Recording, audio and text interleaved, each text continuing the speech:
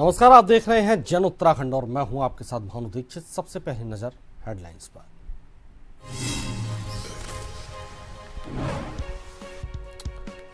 खटीमा के बग्गा चौवन गांव में विशेष जनसंपर्क अभियान। सीएम धामी का जनता से सीधा संवाद। सरकार की जनकल्याणकारी योजनाओं और विकास कार्यों की दी जानकारी।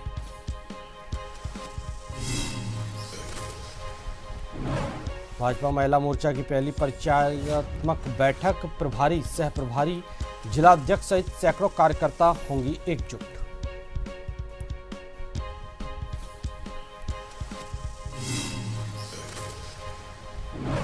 हरिद्वार में स्मार्ट मीटर लगाने की प्रक्रिया शुरू। कांग्रेस कार्यकर्ताओं और स्थानीय लोगों ने जताया विरोध। निजी कंपनियों को फायदा पहुंचाने का आरोप।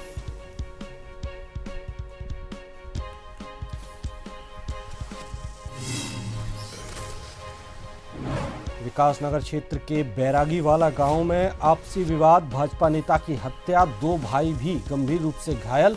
आरोपियों की तलाश, सुरक्षा बढ़ाई।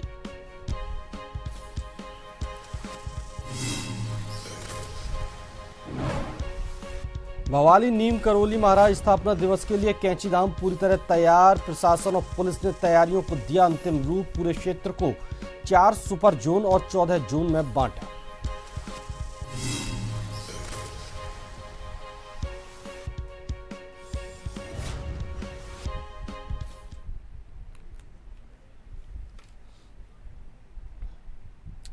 खबरें विस्तार से। उधम सिंह नगर के खटीमा पहुंचे मुख्यमंत्री पुष्कर सिंह धामी ने बग्गा चौवन गांव में विशेष जनसंपर्क अभियान के तहत जनता से सीधा संवाद किया। सीएम धामी ने बग्गा चौवन के लोगों से अपने वर्षों पुराने आत्मीय संबंधों को याद करते हुए सरकार की जनकल्याणकारी योजनाओं और विकास कार्यों की जानकारी दी।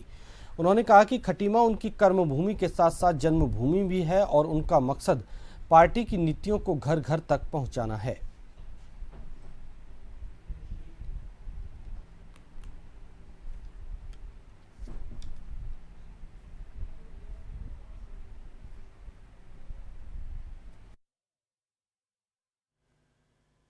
पहुंचने पर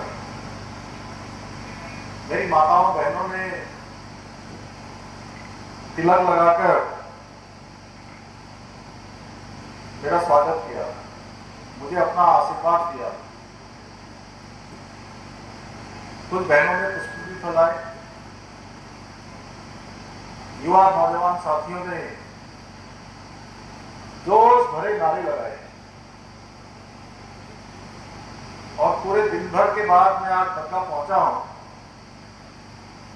तो सच में मेरा उत्साह और ऊर्जा दोनों ही आप सब लोगों ने यहां पहुंचने पर बढ़ाने का काम किया है। मैं भी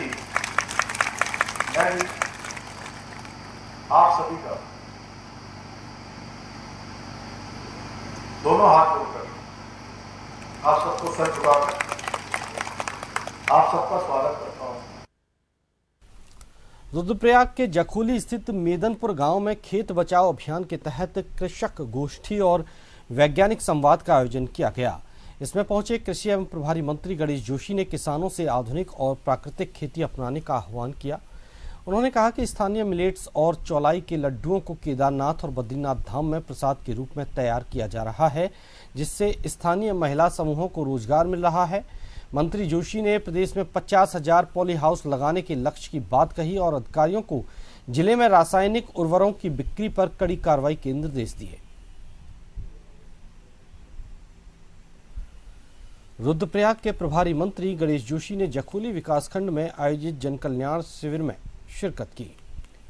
केंद्र सरकार के सफल 12 वर्ष पूरे होने पर आयोजित इस बहुउद्देशीय शिविर में कुल 40 शिकायतें दर्ज की गईं, जिनमें से 30 का मौके पर ही निस्तारण कर दिया गया।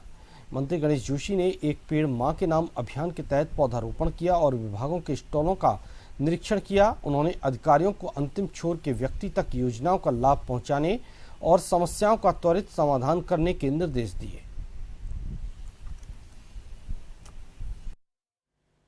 जन जन की सरकार जन जन के द्वार के नारे को लेकर काम कर रही है।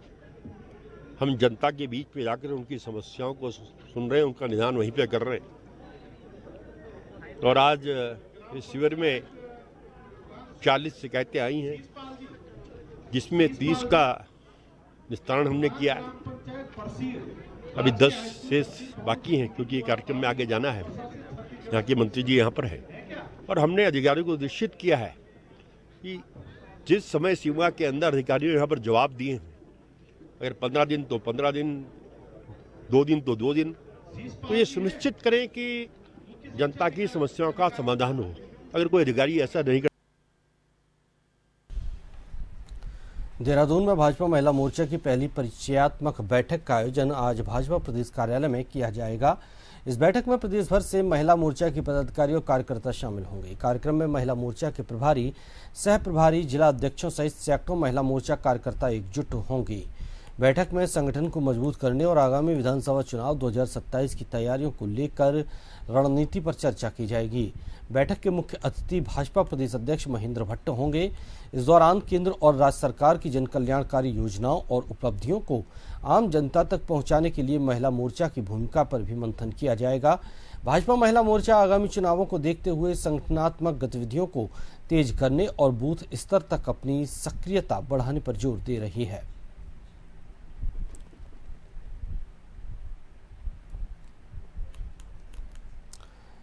कालाडूंगी विधानसभा के वार्ड नंबर 50 और 51 में नगर के नायक सम्मान समारोह का आयोजन किया गया।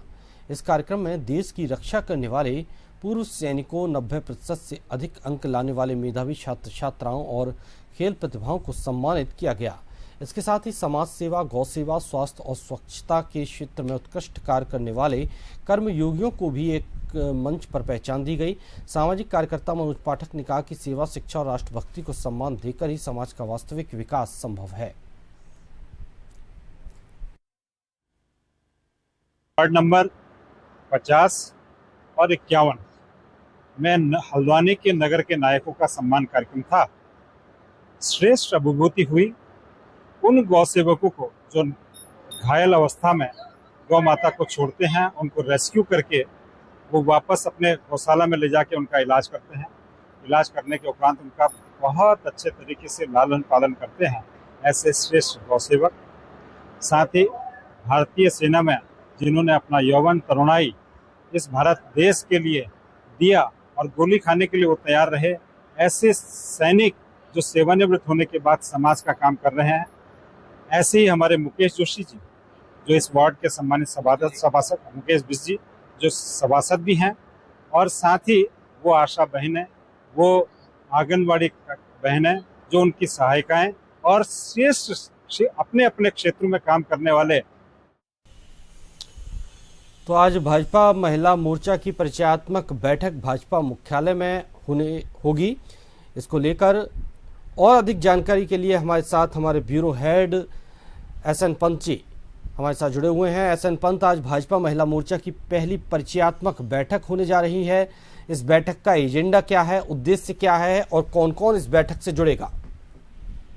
बिल्कुल भानु, आपको बताना चाहूंगा, उत्तराखंड में 2027 विधानसभा चुनाव होने हैं। ऐसे में संगठन के लिहाज से तमाम राजनीतिक दलों ने अपनी तैयारियां पूर्ण रूप से ग्राउंड पर उतारनी शुरू कर दी है। राजनीतिक दलों की अलग अलग इकाइयां, अलग अलग विंग अलग अलग तरीके से काम करती है। सबका मूल मंत्र और मूल मकसद एक ही है कि लोगों को घरों से बाहर निकाल करके अपने पक्ष में नए मतदान कराया जाए। इसी कड़ी में भारतीय जनता पार्टी के राष्ट्रीय अध्यक्ष का कुछ दिन पहले उत्तराखंड का 3 दिवसीय दौरा हुआ था, जिसमें उन्होंने अलग अलग विंग के अलग अलग इकाइयों के प्रतिनिधियों के साथ बात की थी, संवाद किया था। अब बारी है महिला मोर्चा की। तो महिला मोर्चा का आज परिचयात्मक एक महत्वपूर्ण बैठक होने वाली है, जिसमें अलग अलग संगठन की जिम्मेदारी निभाने वाली तमाम महिलाओं को इस बैठक में आमंत्रित किया गया है और प्रदेश प्रभारी के रूप में, प्रदेश अध्यक्ष के रूप में बड़े नेताओं का इसमें प्रतिभाग होगा और संबोधन होगा।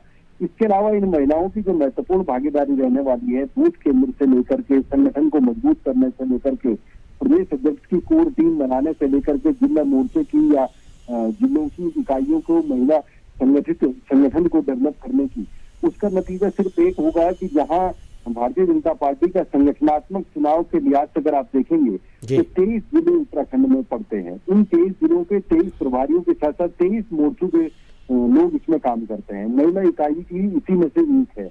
महिला जो संगठन है, प्रदेश अध्यक्ष से लेकर के जिला इकाइयों तक ये संगठनात्मक बैठक का परिचयात्मक एक महत्वपूर्ण बैठक इसमें होने वाली है। यानी इस संबोधन के बाद जब महिला पदाधिकारी अपने अपने संगठनात्मक जिलों में जाएंगे तो वहां अपनी कोर टीम का गठन करेंगे, प्रदेश अध्यक्ष और प्रदेश प्रभारी की मौजूदगी में या उनके दिशा निर्देश में। उसके बाद जो संगठनात्मक कार्यक्रमों की रूपरेखा तय की जाती है, वो चाहे पुरुष वर्ग में हो चाहे महिला वर्ग में हो, जो कार्यक्रम उनको दिए जाते हैं उस असाइनमेंट पर काम करने के लिए तमाम कार्यकर्ता घरों जाकर के भारत सरकार और राज्य सरकार की योजनाओं का लाभ अंतिम छोर पर बैठे हुए व्यक्ति को किस रूप में मिल पाया है या कहां पर परेशानी या दिक्कतें आई है, उसका फीडबैक अपने केंद्रीय आला कमान को भेजेंगे। जी बिल्कुल, इसका असर है।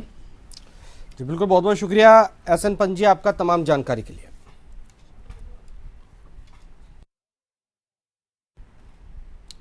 और अब आपको सीधा लिए चलते हैं एक बार पुनः खटीमा, जहां मुख्यमंत्री पुष्कर सिंह धामी संबोधित कर रही हैं। अभी हमारी स्वयं सहायता समूह की बहनों ने इतने अच्छे अच्छे बुनाई के काम किए हैं, इतने अच्छे अच्छे शॉल बनाए हैं, इतने अच्छे अच्छे उन्होंने मूर्तियां बनाई हैं। और अभी ये जिलाधिकारी नितिन भदौरिया जी, मुझे इन्होंने बहुत शुभ माना जाता है, हमारी बहनों के द्वारा बनाया हुआ पंचमुखी हनुमान उन्होंने भेंट किए हैं भाइयों बहनों। तो सच में हमारी बहनें भी आज इस क्षेत्र में एक नई कहानी आगे बढ़ा रही हैं, एक नया रास्ता बना रही हैं और इनके ब्रांड हाउस ऑफ हिमालय के माध्यम से आज पूरी दुनिया के अंदर इसकी पहचान बढ़ रही है, वैश्विक क्षेत्रों में मांग बढ़ रही है। इतना ही नहीं, इसके साथ साथ state millet mission, Apple mission, नई पर्यटन नीति, होम स्टे, वेड इन उत्तराखंड जैसी पहलों के माध्यम से कृषि के क्षेत्र में ग्रामीण अर्थव्यवस्था, पर्यटन को नई दिशा मिल रही है। इसके अतिरिक्त आज उत्तराखंड देश का ऐसा पहला राज्य बन गया है जिसने देश में सबसे पहले समान नागरिक संहिता का कानून लागू करने का काम किया है।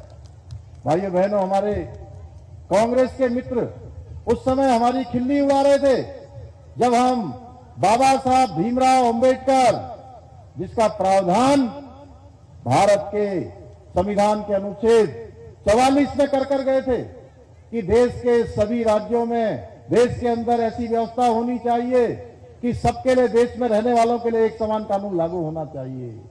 बाबा साहब के बनाए हुए प्रावधान को पूरे हिंदुस्तान के अंदर तुर्की के सुनहरा मार्ग पर नियमों को ताक पर रखकर हाईटेंशन लाइन के ठीक नीचे अवैध कॉलोनी विकसित की जा रही है। मौत के साए के बीच यहां बिना किसी सुरक्षा के धड़ल्ले से पक्के निर्माण कार्य चल रहे हैं।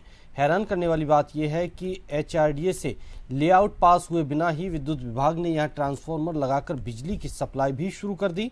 स्थानीय मजदूरों के अनुसार भूमाफिया विभागों से सेटिंग का दावा कर रहे हैं, जिससे मुख्यमंत्री के जीरो टॉलरेंस के दावे पर सवाल खड़े हो रहे हैं।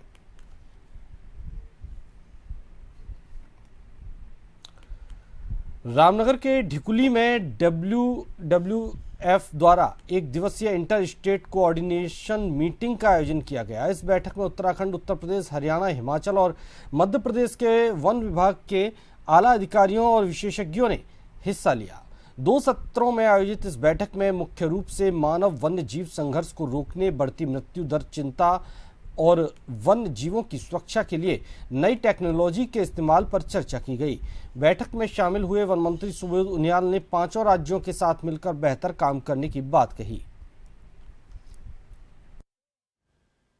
वन विभाग के इनिशिएटिव पर एक इंटर स्टेट कोऑर्डिनेशन मीटिंग यहाँ पर की गई रामनगर में, जिसका पीछे अभिप्राय था कि जिस तरह हम लोग बॉर्डर शेयर करते हैं, हरियाणा हो गया, हिमाचल हो गया, उत्तर प्रदेश हो गया और उत्तराखंड हो गया, और भारत सरकार का सहयोग भी इसमें देने के लिए एक ये मीटिंग यहाँ पे बुलाई गई। किस तरह हम लोग जो वाइल्ड लाइफ कंजर्वेशन पे काम कर सकते हैं, क्योंकि जानवर, ये बॉर्डर्स हमने बनाए हैं, बाउंड्रीज हमने बनाई हैं, जानवरों का वितरण पूरा आपस जो हमारे बिल्कुल आपस में बॉर्डर्स मिलते हैं, इनमें लगातार होता है। तो किस तरह इनके कंजर्वेशन पे जॉइंटली एक जॉइंट स्ट्रेटेजी के साथ, चाहे वो लैंडस्केप के लिए लेकर के हो या हमारे जो उनके हैबिटेट्स हैं उनको। जीव संरक्षण की जब बात आती है तो कोई एक राज्य उसके लिए अकेला करने के लिए काफ़ी नहीं रहता है, क्योंकि वन्यजीव संरक्षण का विषय थोड़ा बृहद है उसमें हर राज्य जो भी उस लैंडस्केप में है, जहाँ जहाँ उन वन्यजीवों का मूवमेंट है, चाहे वो संरक्षण की बात है, चाहे वो कन्फ्लिक्ट रोकने की बात है, चाहे वो दूसरी स्पीशीज़ की बचाने की बात है, जो कि बहुत सारी वनस्पतिक स्पीशीज़ भी हैं, तो इसमें सभी राज्यों का एक समेकित प्रयास ज़रूरी होता है। इन सभी राज्यों में एक मॉनिटरिंग सिस्टम बनाने की बात हमेशा से बहुत इम्पॉर्टेंट रहती है। तो आज उत्तराखंड ने इसकी एक पहल लेके, उत्तराखंड, उत्तर प्रदेश, हरियाणा, हिमाचल, इसके सब अधिकारी यहाँ बुलाए, भारत सरकार के अधिकारियों ने भी इसमें प्रतिभाग किया। तो एक हम लोगों ने एक रणनीति की आज चंपावत के लोहाघाट में कालू सैयद बाबा की मजार पर चल रहे उर्स के दूसरे दिन कव्वाली की धुनों के बीच भव्य चादरपोशी का जुलूस निकाला गया। इस जुलूस में मुस्लिम समाज के साथ साथ हिंदू समुदाय के लोगों ने भी बढ़ चढ़कर हिस्सा लिया। जायरीनों ने मजार पर चादरें चढ़ाकर क्षेत्र और मुल्क में अमन चैन की दुआएं मांगी। 3 दिवसीय उर्स का समापन रविवार को कुल शरीफ और प्रसाद वितरण के साथ होगा।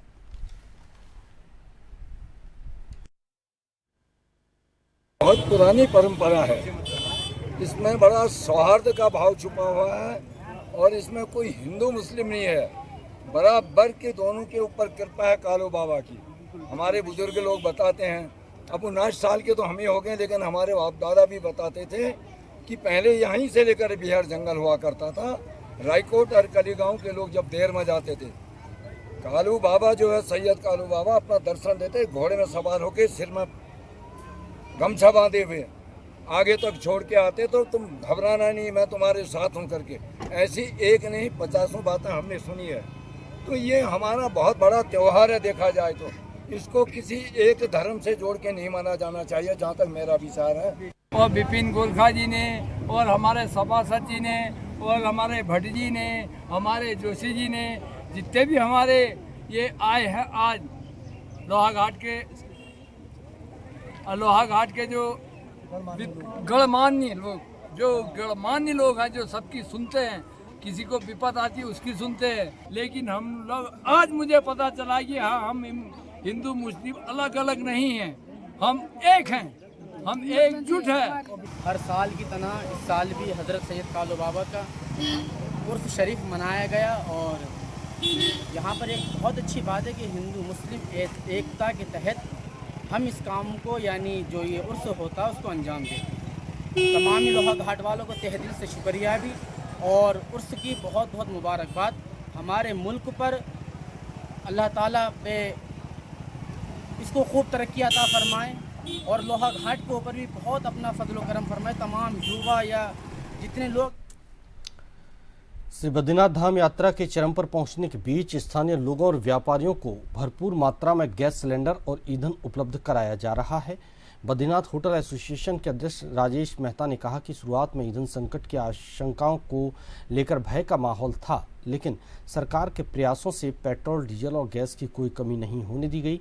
सुचारू आपूर्ति व्यवस्था से खुश होकर व्यापारियों ने उत्तराखंड सरकार का आभार व्यक्त किया है।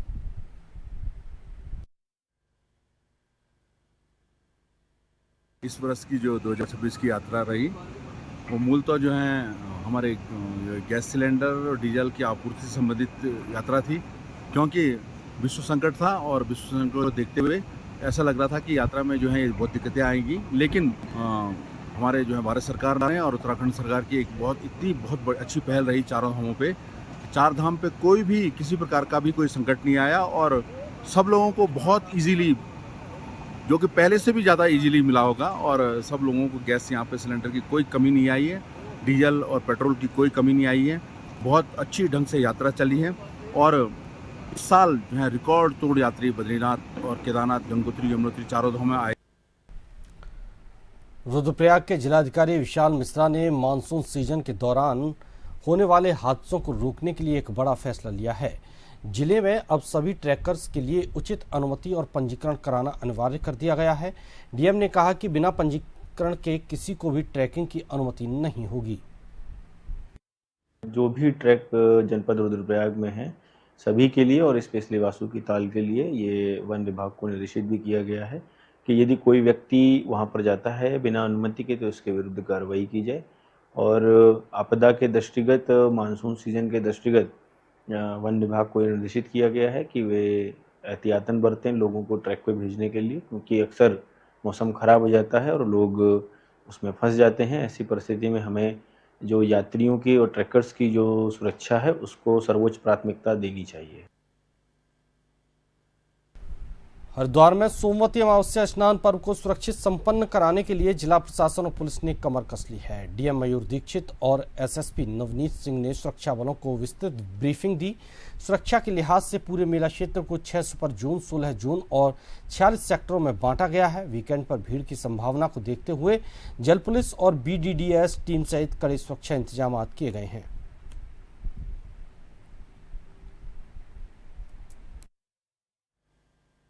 अमावस्या स्नान के लिए हरिद्वार पुलिस पूरी तरह गियरअप है और स्नान को अच्छे से भली भांति कराने के लिए पूरा जो मेला क्षेत्र है इसको 6 सुपर जोन, 16 जोन और 46 सेक्टर्स में बांटा गया है। और सुपर जोन में एडिशनल एसपी स्तर के अधिकारी हैं, जोन में जो है सीओ रैंक के अधिकारी हैं और सेक्टर में सब इंस्पेक्टर और इंस्पेक्टर स्तर के अधिकारी हैं। और इसमें हमारे एसएसबी, पैरामिलिट्री फोर्स, साथ में SDRF, NDRF, BDS squad, ATS और विभिन्न यूनिट जो हैं वो इसमें जो है हमारी लगी हुई है और पूरी तरह हम इस गियरअप है।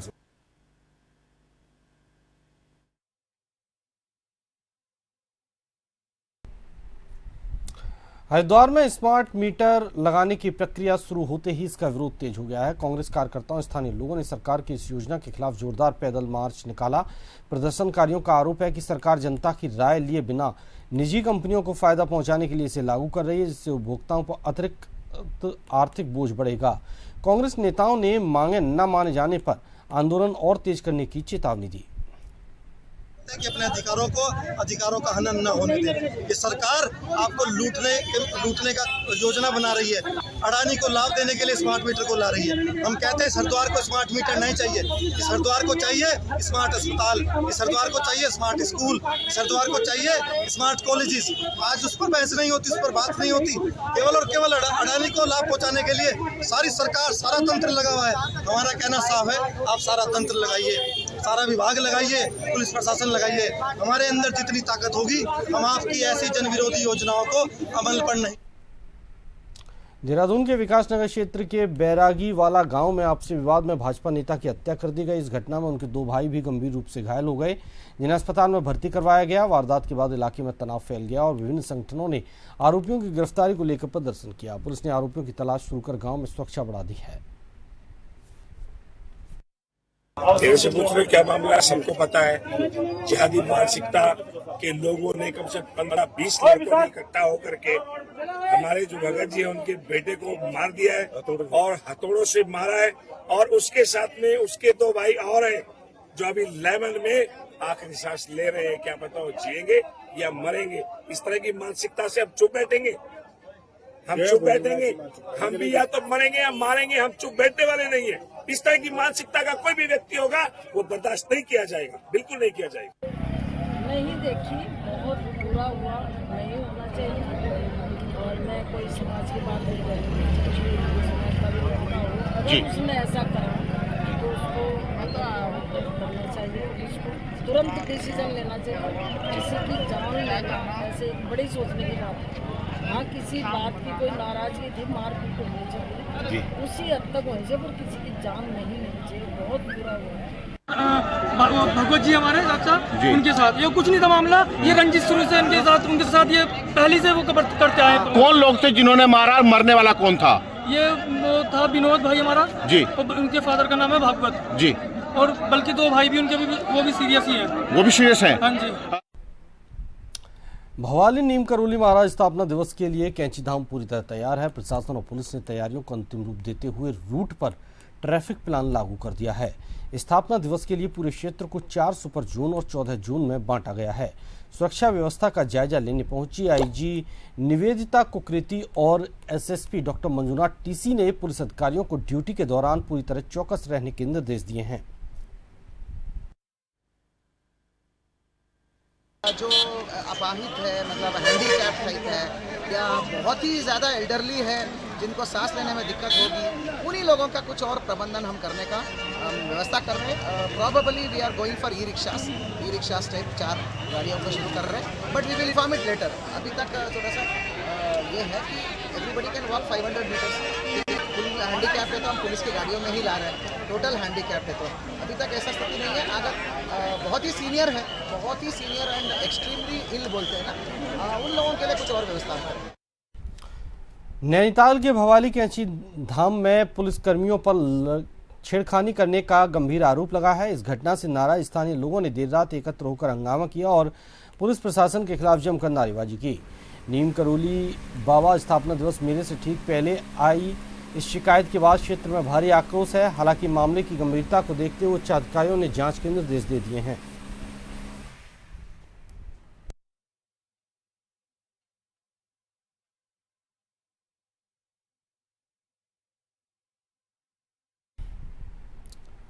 हरिद्वार की हर की पैड़ी पर संतुलन बिगड़ने से गंगा स्नान के दौरान एक युवक गहरे पानी में बहने लगा। वहां मौजूद लोग जब कुछ नहीं कर पाए तब पत्रकार हरि गौतम ने अपनी जान की परवाह किए बिना गंगा में छलांग लगा दी और कड़ी मशक्कत के बाद युवक को सुरक्षित बाहर निकाल लिया। इस साहसिक कार्य की श्रद्धालुओं ने जमकर सराहना की और साथ ही मेले में स्थानीय गोताखोरों की तैनाती की भी मांग उठाई है। देखिए, शनिवार है और यहाँ पर हर की पौड़ी पर भारी संख्या में श्रद्धालु पहुँच रहे हैं। मैं हर रोज क्रिस्टियानो रोनाल्डो अपने आइडल के लिए डुबकी लगाने आ रहा हूँ और गंगा स्नान कर रहा था, तो मैंने देखा कि एक युवक जो है वो गंगा में बहता हुआ जा रहा था। काफ़ी दूर तक वो, जब उसे कोई बचाने नहीं कूदा तो मैं उसको बचाने के लिए काफ़ी तेज़ी से गया। ये पीछे मेरा क्षेत्र आप देख रहे होंगे, CCTV फुटेज में वो दिखाई दे रहा है और बड़ी मुश्किल से जाके अकेले मैंने उसको जो है गंगा से रेस्क्यू किया। इससे 10-15 दिन पहले ही मैंने एक हरियाणा के युवक को बचाया था इसी तरीके से, और आज CCTV हमने निकलवाया है ये, क्योंकि देख सकते हैं किस तरीके से वो बिल्कुल डूब चुका था और अंत में आकर उसको मैंने जो है इस पुल के आगे जाकर ब्रह्मकुंड से पहले उसे रेस्क्यू किया। और मैं अपील करता हूं जो श्रद्धालु और लोग जो यहाँ पर पहुँचते हैं, इस तरीके की आप लापरवाही ना बरतें, आपके व आपके परिवार के लिए भारी पड़ सकता है। तो गंगा को स्वच्छ बनाए रखें और गंगा में यदि आपको तैरना नहीं आता है तो बिल्कुल भी अंदर ना जाए। इसी के साथ इस बुलेटिन में फिलहाल इतना ही। नमस्कार।